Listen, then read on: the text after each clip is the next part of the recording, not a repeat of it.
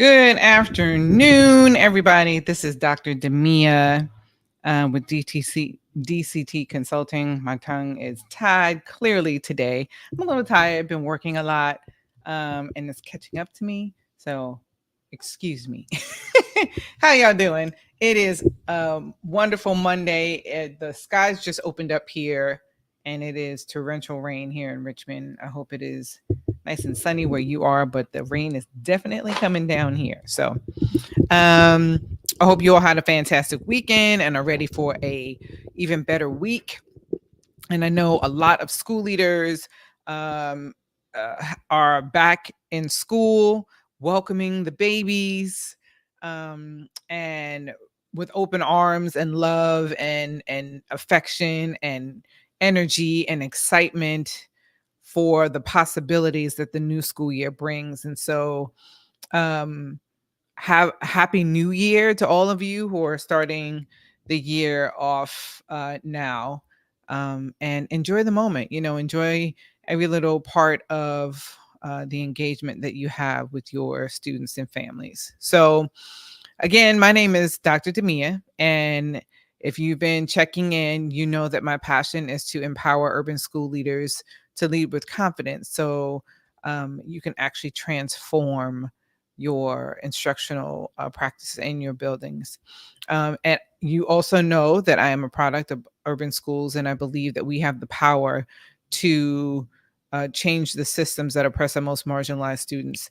And I also believe that we have, like Margaret Wheatley says, to be brave enough to start the conversation that matters. And I push that to say, be courageous enough to create the disruption that's needed to change the current conditions, right?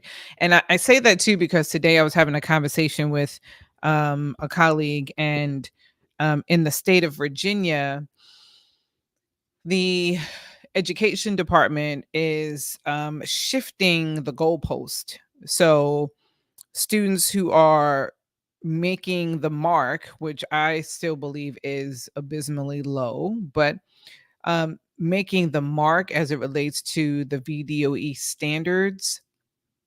So because students are growing and meeting the standards, they are shifting the goalpost. So they're making it higher, right?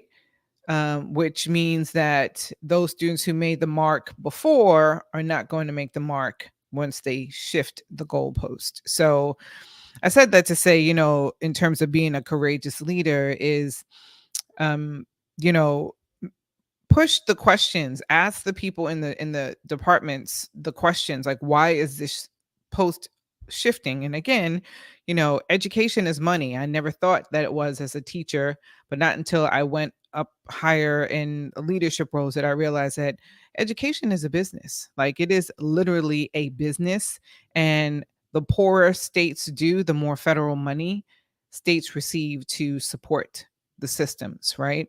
And so this is why I put a pin in here, because when I'm talking about being courageous enough to create the disruption, this is what I'm talking about. It's like putting this stuff out in people's faces, talking to your people that you elect in office, and ask them the questions about what is going on with your state education departments, why the post is moving when we see that kids are making progress, right? It's all political. But that's not the topic for today. I just wanted to share that because it was on my mind. And that quote by Margaret Wheatley really encouraged me to speak more on that. But today we are on part 2 of a 4-part series on how to have and maintain balanced leadership. So last week we talked about um, having high expectations without burnout and how to do that. And today is part 2. And so today, I'm thrilled to have you join me for this session on balanced leadership today, discussing how to have sustainable leadership, right? So we're going to dig deeper into some practical steps for achieving balance in your leadership journey, because it can wear you out if you do not have the balance.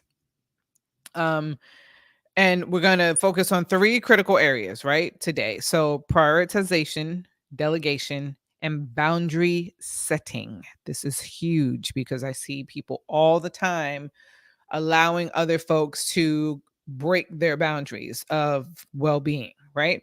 And so hopefully by the end of our time together, our 30 minutes together, you'll walk away with some actionable strategies. If you're watching the replay, I hope that you can implement those. And I would love to hear how, um, what you came up with last week with the homework that was given to you in terms of reflecting and thinking about that balance that's needed, something that you were going to do in the next week, to help balance your leadership. Um, so let's start with one, prioritization, right? Prioritization tasks, like prioritizing tasks to focus on what truly matters is absolutely critical, right? So it's more than just checking off tasks on a list. It's about making sure that you're actually doing and spending your time on what truly matters, right? And you've heard me talk about this process of de-implementation, which helps you focus and prioritize the things that really matter. Um, and so that's what prioritizing actually does. So here's what I need you to do. Let's start with the big picture, right? You're going to take 10 minutes at the start of each week. 10 minutes.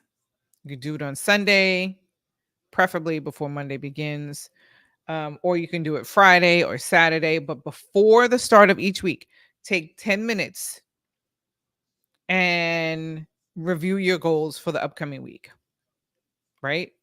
Ask yourself, what are the top 3 priorities that will move us closer to our vision, right? So this is a weekly sit down, 10 minutes to reflect. What are the 3 top priorities for the upcoming week that'll move me to or and our school to meet the vision, right? So write the top 3 things on a sticky note and keep them visible during the week so that things that pop up, if it's not one of those 3 priorities, you delegate that to somebody else, right? Stay focused on your goal. And it's so difficult to do when there's so many things going on at once, right?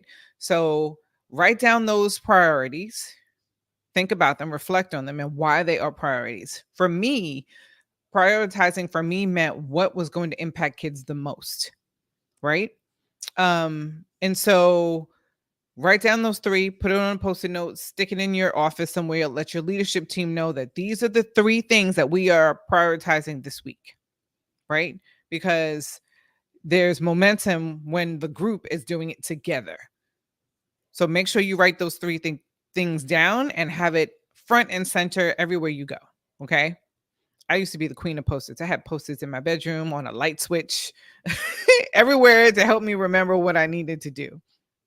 So once you get those 3 things down, you're going to divide the task into 4 categories. Okay.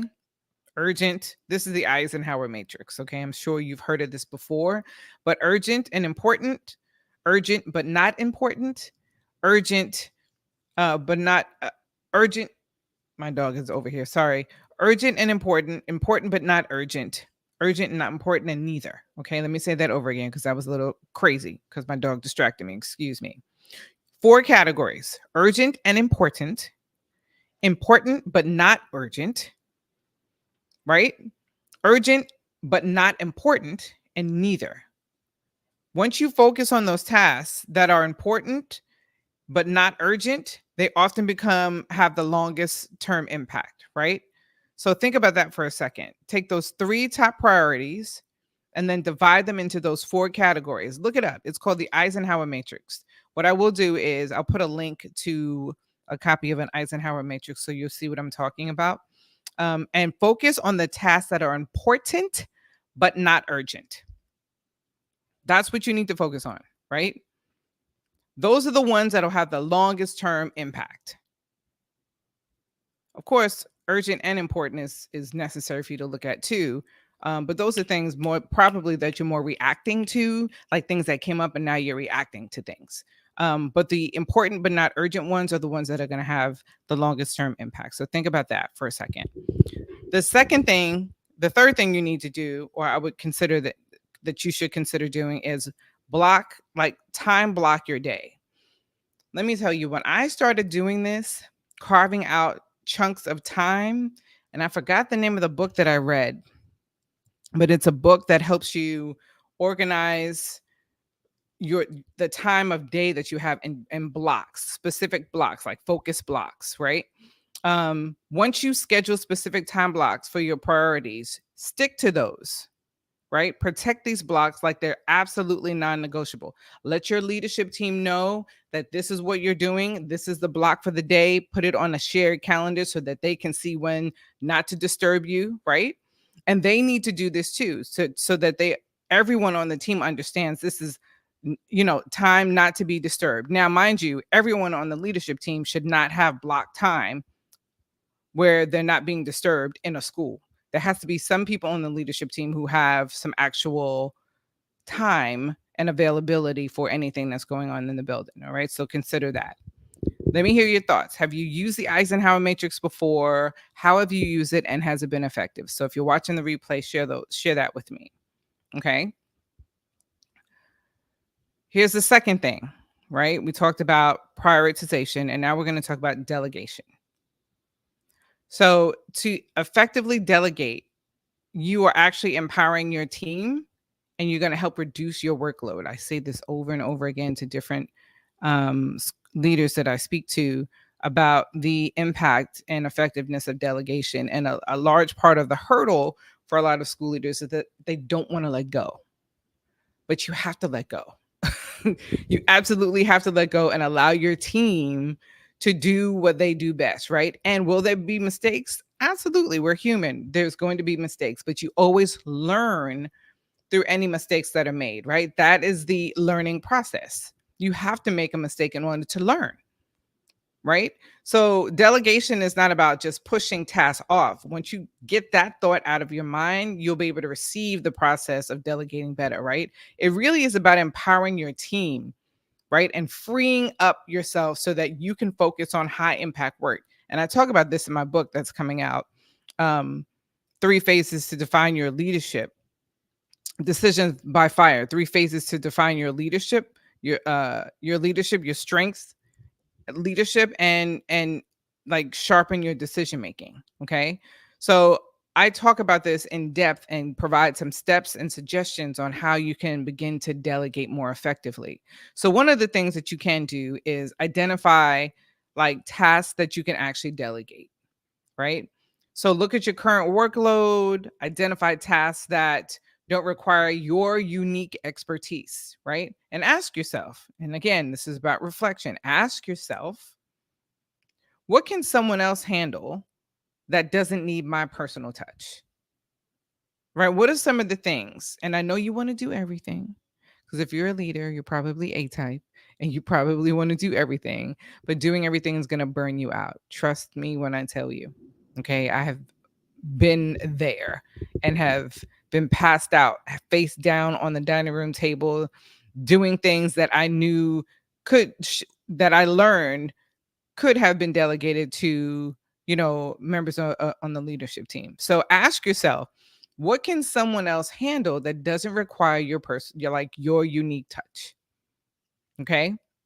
Then you match the task to the team's strengths, which means, firstly, you need to know your team's strengths. Who are the people who are strong in specific areas than another, right? If someone loves doing the master schedule, give it to them to do while you sit and you will come in and check in with them and have conversations, but let them run with it if that's something that they enjoy doing, right?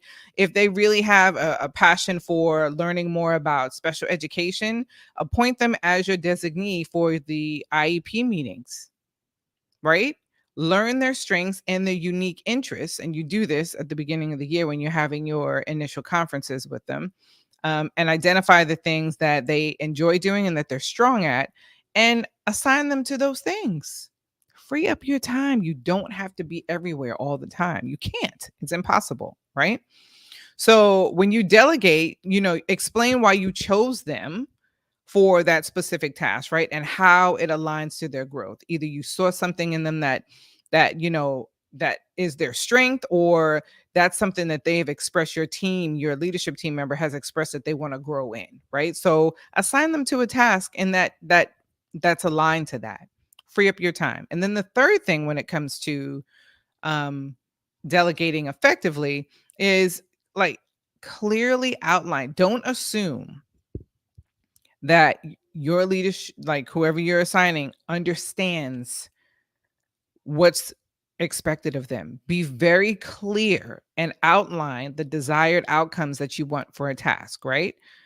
The timelines, outline the check-in points, right? Provide support on how to give them autonomy on the task. So, for example, when I mentioned earlier, if someone was really interested on in learning how to create the master schedule, sit down with them, talk them through the process, and then create a schedule of when you would check in with them, regular check-ins to see how they're doing with it, and have conversations and give them feedback. You have to provide them with clear outcomes in order for them to be successful, right? Because the whole goal of delegating is, one, you're empowering your staff, but you also want them to be successful so that they grow in that area. Okay. Share your thoughts. What are you thinking? Have you done this before? What has been your process of delegating to staff, especially your leadership team, so that it frees you up to do high impact things, like high impact work? One thing I did for me was I, when I first became a principal, I did the budget. I know all principals, we have to deal with the budget, right? But I didn't want to deal with the minutia of the budget, right? All the little detailed things. Like, I just want the big picture. I need to know how much we got, what we're spending it on, right? What's the impact it's going to have on kids, those kinds of things, right? But the actual manipulation of the numbers and those kinds of things, I didn't want to do. And so I found a budget, like a budget manager to walk through that, like to do all the fine detailed things with the budget. And I met with the budget manager on a consistent basis, on a regular scheduled basis, to talk through the budget and look through it together and talk about where money was going and giving direction on where it should go, how it should be spent, right? The budget manager did all the other things. I wrote in the verbiage for like Title 1 or Title 2. I didn't have to do all that, right? It freed me up to support the staff in a way that was really, really like meaningful. Okay. So you have to identify the things that you can give up, but you also need to monitor, right? Because you can't just give it up and leave it. You have to be able to monitor, and that requires setting clear expectations and follow up. So share your thoughts if you're watching the replay. Like, what are some things that you've done in the past as a, to help delegate some of the work that you have as a leader? Because it is a lot. And then the third thing that I wanted to briefly talk about today is boundaries. And this, actually, I saved this one for last, but it really should be number one, because setting boundaries is so challenging for so many of us in education, right? I think there is a poor, I can't find the right words, but it's a poor practice where I'll give you an example. Working in a district, there was one person on very high level who was a chief, and every single time someone emailed that chief would respond immediately. Like, this chief was known to, as soon as you emailed that chief, you would get an immediate response. I don't care if it was on a Monday, a Sunday night, a Saturday morning, any day of the week, anytime. That chief responded automatically. And so here's where that's not good, right? Is one, that chief was sending a message to everyone that they were available at any time of the day. Absolutely not. And the second thing it was sending was to staff and people below the chief in terms of hierarchy, is that if I'm doing this, I'm expecting you to do this, right? It's like an unspoken expectation. And absolutely not. Right? Your well-being is a priority. You must prioritize that, which means you must set boundaries, right? I will not answer my phone for work after a certain time. I'm not responding to emails. If I'm out for the day and it's out on the calendar day and I have my automatic email set up that I'm out, I'm not responding until I come back. I used to be the type where I would even check emails on vacation, like a lot of us have, I'm sure, right? Absolutely not. You have to draw a hard line in the sand.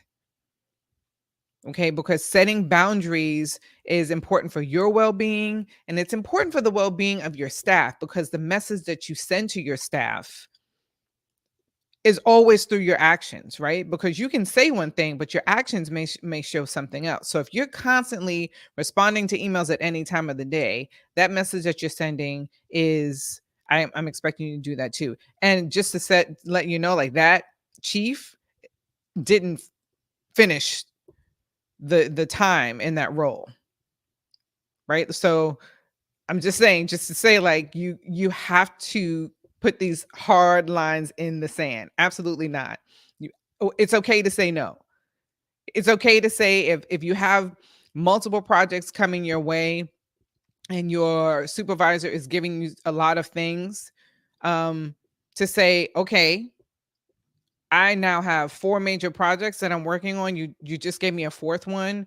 One of them will have to be on the back burner because I cannot I can't give 100% to these 4 projects, right? You have to be able to say that in a way where, that's fine. I can take these all on, but one of them will not get, be completed in the way or meet the timeline because of the attention that I need to pay like the attention required to complete these tasks, right? As a school leader, you have to be mindful, right, of how you are protecting your staff space. And I say protecting because that's really important, right? Are you sending emails on a Saturday or are you setting it up scheduled to go Sunday afternoon when you know people are preparing for Monday, right? Are you sending it on Friday night or sending a text on Friday night? There's nothing that's going on that requires you sending a text or an email Friday night and all day Saturday, unless the building's on fire. That's just my personal opinion.